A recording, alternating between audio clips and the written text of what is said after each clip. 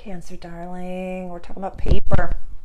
We're talking about paper for this new moon coming up in Leo, in your second house of money, please. Access to resources, values, but this is attached to your paper. And this reading is for Cancer rising for the grid, but can be watched by Cancer sun as well as Cancer moon.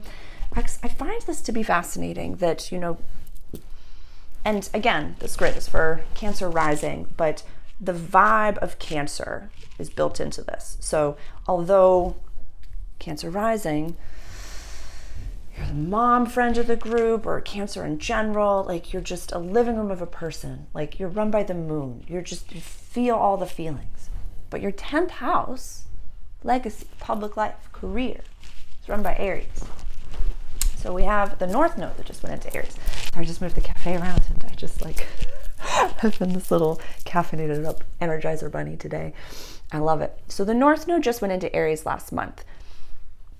I want you to think about how your friendship group evolved and grew over the past year and a half.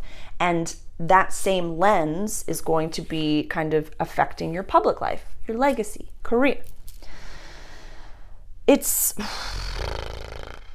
Oh my God, there's so much that I can get into, but I'm going to talk a little bit about the sun and the moon, the second house, the 8th house, and then in the private reading, we'll get into it. So sun and moon, when it's conjunct in the sky, is the perfect time to manifest. Definitely go back and watch my public introductory video about it, because being your authentic self, everything is energy. We know that. Words are energy. The tarot cards are energy. This reading is energy. Phones are energy. The whole thing is energy.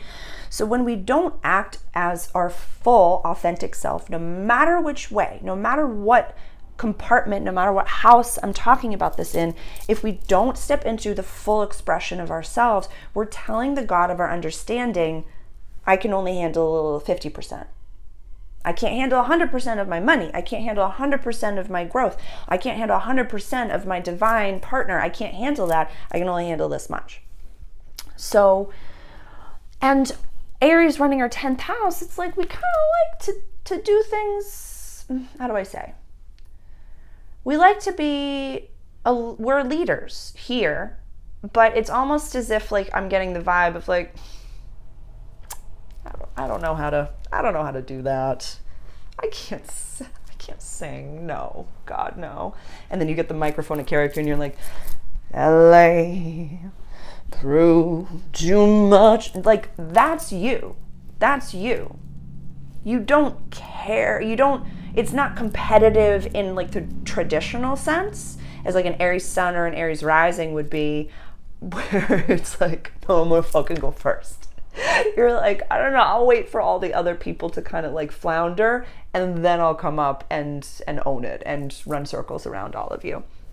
So the North Node is about to bless you in your career, in your legacy, in your public image, public life. So the sun and moon in your second house of values, money, and access to resources, and it's conjunct Lilith. So again, please go back and watch the introductory video, because it's there's some sexuality, there's some sensuality. It's the untamable wild side that's inside of you. It's I want you to incorporate that goodness within your financial life. Yeah.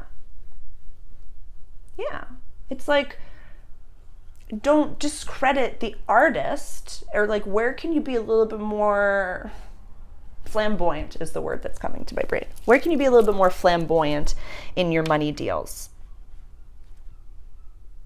Your third house is run by Virgo. Mercury is in Virgo. Mars is in Virgo. And, we're very happy in this house. The third house is a Gemini run house, which is more communication, but having it be run by Virgo for you, they're both run by Mercury. So Mercury's happy in this house.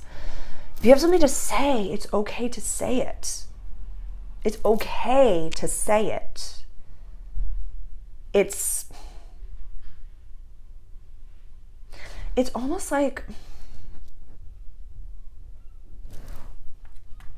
what I would like you to, who are your inner people? Who are your VIPs? Who are the people that, will use the fame lens? Who are the few people that know you and love you and respect you and know your human side, and you can take off, all of the masks, and you don't have to be what anybody needs you to be. Who are those people?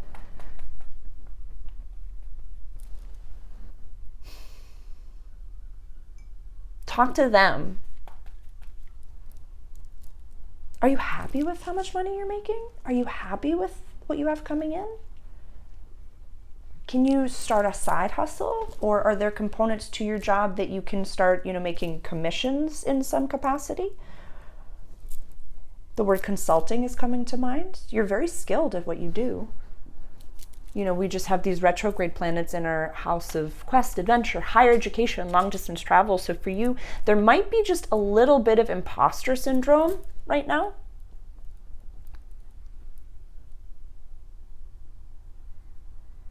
Yeah, there might just be a little bit of imposter syndrome.